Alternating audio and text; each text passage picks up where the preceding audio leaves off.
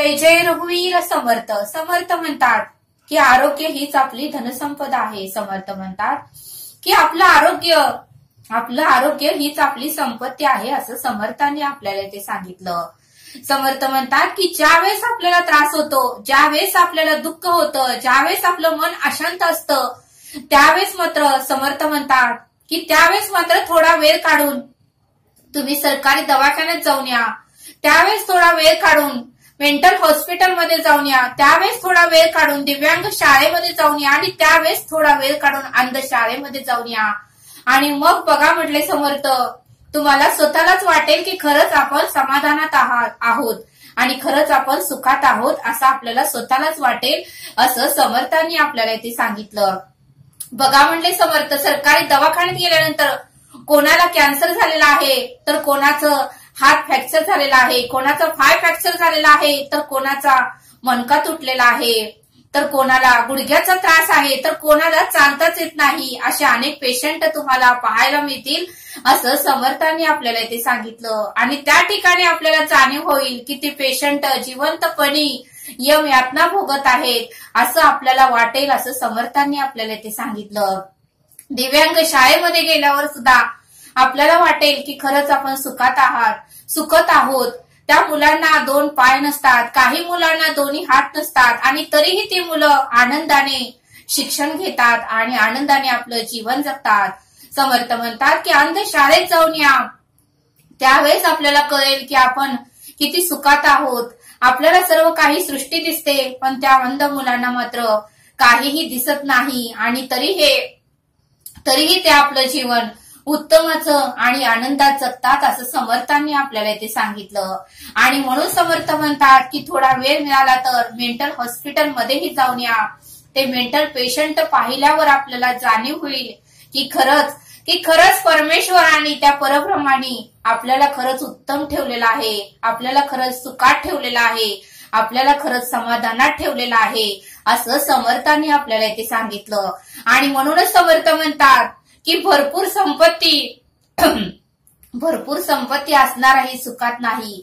भरपूर संपत्ती असणाऱ्यांना काही ना काहीतरी त्रास आहे, काही ना काहीतरी रोग लागलेलाच आहे, काही ना काहीतरी आपल्या शरीराच्या वेदना त्याला होतच असतात. आणि म्हणून समर्थ म्हणतात की श्रीमंत असणाराही सुखी नसतो असं समर्थांनी आपल्याला ते सांगितलं. आणि म्हणून समर्थ म्हणतात की ज्यावेळेस आपल्याला त्रास होतो, ज्यावेळेस आपल्याला दुःख होतं, त्यावेळेस आपण थोडा वेळ काढून सरकारी दवाखान्यात जाऊन आपण तिथली अवस्था पाहिली पाहिजे असं समर्थांनी आपल्याला ते सांगितलं. समर्थ म्हणतात की आपल्याकडे जे आहे त्यावर संतुष्ट आपल्याला राहता आलं पाहिजे, कारण सगळ्याच गोष्टी आपल्या मनाप्रमाणे कधीच घडत नसतात असं समर्थांनी आपल्याला ते सांगितलं. समर्थ म्हणतात की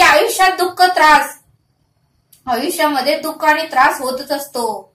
त्याचप्रमाणे तो दुःख त्रास कमी कसा करता येईल ते आपण शोधून पाहिलं पाहिजे. तो दुःख आणि त्रास कसा कमी करता येईल हे शोधून आपण पाहिलं पाहिजे. आणि आयुष्याकडे आपण सकारात्मक दृष्टीने पाहिलं पाहिजे असं समर्थांनी आपल्याला ते सांगितलं. समर्थ म्हणतात की भविष्यात होणाऱ्या बदलाची काळजी करत न बसता तो बदल स्वीकारण्याची तयारी आपल्यामध्ये पाहिजे. भविष्यात होणाऱ्या बदलाची काळजी करत न बसता तो बदल स्वीकारण्याची तयारी आपल्यामध्ये पाहिजे आणि तरच आपण यशस्वी होऊ असं समर्थांनी आपल्याला ते सांगितलं. आणि म्हणूनच समर्थ म्हणतात की आपल्या दुःखाचं भांडवल न करता दुसऱ्यांचे दुःख जाणून घेण्याचा प्रयत्न करा. आपल्या दुःखाचं भांडवल न करता दुसऱ्यांचे दुःख जाणून घेण्याचा प्रयत्न करा. बघा म्हणले तुमचंही दुःख आपोआपच कमी होईल असं समर्थांनी आपल्याला ते सांगितलं. समर्थ आपल्याला एक बोध देतात. एकदा एक मुलगा स्वामी विवेकानंदांना भेटायला आला आणि स्वामी विवेकानंदांना तो सांगू लागला. तो खूप वैतागला होता आणि स्वामी विवेकानंदांना म्हणाला की मला काहीही निर्णय घेता येत नाहीत, माझं मन अशांत झालं आहे आणि चूक काय, बरोबर काय, योग्य काय, अयोग्य काय, कोणता रस्ता उत्तमाचा आहे, कोणता अयोग्य आहे आणि मी काय केलं पाहिजे, कुठल्या रस्त्यावर गेल्यावर मला यश येईल, काय केल्यावर मला समाधान मिळेल याचं मला काहीही समजत नाहीये आणि कृपा करून तुम्ही मला माझ्या प्रश्नाचं उत्तर द्या आणि म्हणूनच मी तुमच्याकडे आलो आहे असा तो मुलगा स्वामी विवेकानंदांना म्हणाला। त्यावेळेस स्वामी विवेकानंद शांत बसले आणि स्वामी विवेकानंद त्या मुलाला म्हणाले की तू माझ्या श्वानाला म्हणजे माझ्या कुत्र्याला थोडा वेळ फिरवून आण। स्वामी विवेकानंद त्या मुलाला काहीही बोलले नाहीत आणि शांतपणे स्वामी विवेकानंद त्या मुलाला म्हणाले की तू माझ्या कुत्र्याला म्हणजे माझ्या श्वानाला थोडा वेळ फिरवून आण। तो मुलगा मात्र शांतच बसला आणि त्या मुलाला मात्र काहीच समजेना आणि तो मनातल्या मनात म्हणू लागला की मी येते माझा निर्णय सांगण्यासाठी आलो। मी माझं काही दुःख आहे ते मी ह्यांना सांगण्यासाठी आलो। त्यातून काहीतरी मार्ग मिळेल, त्यातून काहीतरी मला मार्ग सांगतील म्हणून मी स्वामी विवेकानंदाकडे आलो आणि स्वामी मात्र मला काहीतरी वेगळंच काम सांगत आहेत असा तो मुलगा मनातल्या मनात म्हणू लागला। पण तरी पण तो मुलगा शांत बसला आणि म्हणाला की ठीक आहे तुमची आज्ञाप्रमाणे, तुमची जशी आज्ञा आहे तसं मी ऐकतो आणि तुमच्या श्वानाला मी फिरवून आणतो। त्यावेळी स्वामी विवेकानंद म्हणाले की मी तुझ्या प्रश्नाचं उत्तर देतो पण तू माझ्या श्वानाला फिरवून आण। त्यावेळेस तो मुलगाही म्हणाला ठीक आहे आणि तो मुलगा आणि श्वान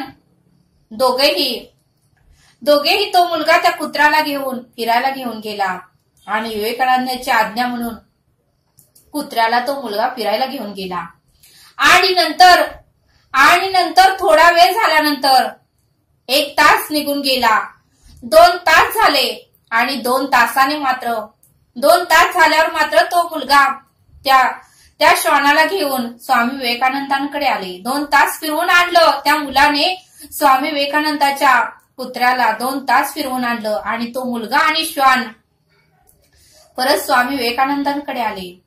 त्यावेळेस स्वामी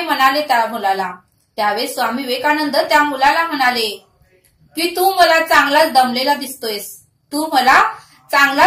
दिसतोयस आणि हे कुत्रही जास्त दमलेलं मला दिसत आहे।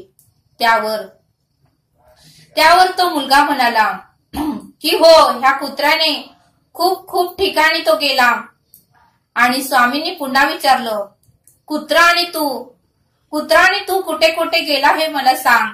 त्यावेळेस तो मुलगा म्हणाला हे कुत्र मात्र बऱ्याच गल्ली बोळामध्ये फिरत होतं, बऱ्याच कुत्र्यांशी याने भांडणही केली आणि तो फार अफाट पळत होता आणि त्याच्या पाठीमागे मी पळत होतो, कारण हे कुत्र कुठे जर निघून गेलं असतं तर तुम्ही मला खूप ओरडला असता आणि म्हणून त्या कुत्र्याच्या पाठोपाठ मीही पळत राहिलो आणि त्यामुळे तो कुत्राही दमलेला आहे आणि मीही दमलो आहे। त्यावेळेस स्वामी विवेकानंद त्या मुलाला म्हणाले की यामध्येच तुझ्या प्रश्नाचं उत्तर आहे। तू ही इतरांच्या मागे जातोस, इतर लोक काय सांगतील तसे करतोस, त्यामुळे तुझी भरकटून जातोस आणि तू खूप दमलाही आहेस।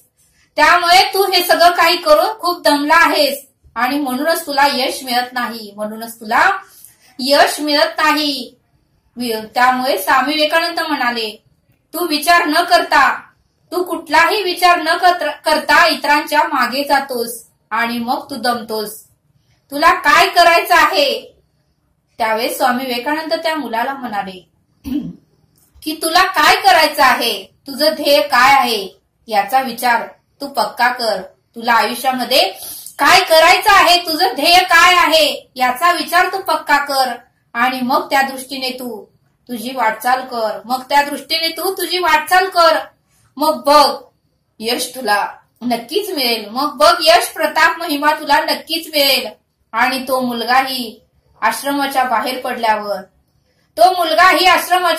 पडल्यावर हे सर्व ऐकून तो समाधानाने आपल्या घरी गेला आणि त्याच्या चेहऱ्यावरही वेगळंच हास्य होतं आणि त्या मुलानेही स्वामी विवेकानंदाचे मनापासून आभार मानले.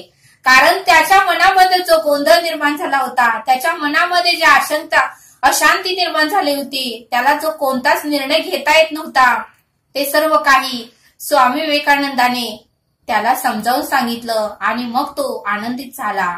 आणि म्हणूनच समर्थ म्हणतात की आपण जगाचं ऐकायचं नाही. जग अनेक गोष्टी आपल्याला सांगतं, हे कर, ते कर, असं कर, तसं कर. पण समर्थ म्हणतात की आपल्याला ज्याच्यामध्ये आवड आहे, आपल्याला जे केल्यावर आनंद मिळतो, आपल्याला काय करायचं आहे हे आपलं मनाला माहिती असतं, आपलं स्वतःला जास्त माहिती असतं आणि तेच आपण केलं तरच आयुष्यात आपण आनंदी राहू. आणि म्हणूनच समर्थ म्हणतात की तुम्ही जगाचं ऐकू नका, तुमच्या मनाला काय वाटतं त्याचं ऐका, असं समर्थांनी आपल्याला इथे सांगितलं. समर्थ म्हणतात की आपल्यात असलेल्या क्षमता ओळखा, आपल्यात असलेल्या क्षमता ओळखा, स्वतःवर विश्वास ठेवा, परिणामाची चिंता न करता जे कराल ते कार्यक्षमतेने आणि मेहनतीने करा आणि आनंदाने करा. म्हणून समर्थ म्हणतात की आपल्यात असलेले क्षमता ओळखा, स्वतःवर विश्वास ठेवा, परिणामाची चिंता न करता जे कराल ते कार्यक्षमतेने मेहनतीने करा, आनंदाने करा.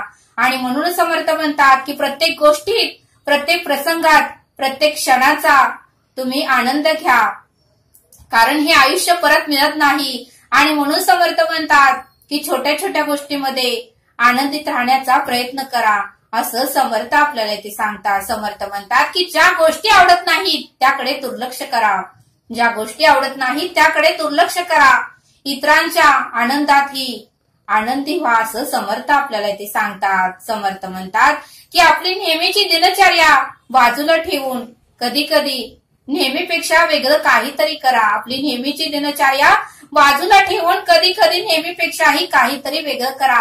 बघा म्हटले समर्थ, तुम्हाला आनंद नक्कीच मिळेल. आणि म्हणूनच समर्थ म्हणतात की नेहमी टवटवीत राहा, नेहमी हसत राहा, नेहमी आनंदात राहा, असं समर्थ आपल्याला ते सांगतात. समर्थ म्हणतात की जीवनात येणाऱ्या लहान सहान गोष्टीमध्येही आनंद शोधण्याचा प्रयत्न करा. सतत तणावाखाली राहून मानसिक संतुलन ढासळू देऊ नका. दररोज सकाळी 10 मिनिटं तरी काहीच करायचं नाही, विचार फक्त करायचा, उत्तमाचा मार्ग आपोआप आपल्याला मिळतो, असं समर्थांनी आपल्याला इथे सांगितलं. समर्थ आपल्याला एक श्लोक देतात. जगी पाहता साचते काय आहे, अति आदरे सर्व शोधून पाहे, पुढे पाहता पाहता देव जोडे, भ्रमे भ्रांती अज्ञान हे सर्व मोडे. या श्लोकाचा अर्थ समर्थ सांगतात की हे मना या जगात सत्य वस्तू कोणती आहे याचा तू बारकाईने, अतिशय आदराने आणि मनापासून शोध घे. हे मना या जगात सत्य वस्तू कोणती आहे याचा तू बारकाईने, अतिशय आदराने आणि मनापासून शोध घे. असा शोध घेता घेता पुढे भ्रमभ्रांती अज्ञान याचे निरासन होऊन तुला सर्वव्यापी परमेश्वर कसा आहे या सत्याचा बोध होईल. तुला सर्वव्यापी परमेश्वर कसा आहे या सत्याचा बोध होईल. तुला खरा देव भेटेल. तुझ्या पाशीच असलेली ती सनातन आत्मठेव अगदी सहज हाती येईल. तुझ्या पाशीच असलेली ती सनातन आत्मठेव अगदी सहज हाती येईल. असा या श्लोकाचा अर्थ समर्थांनी आपल्याला इथे समजावून सांगितला.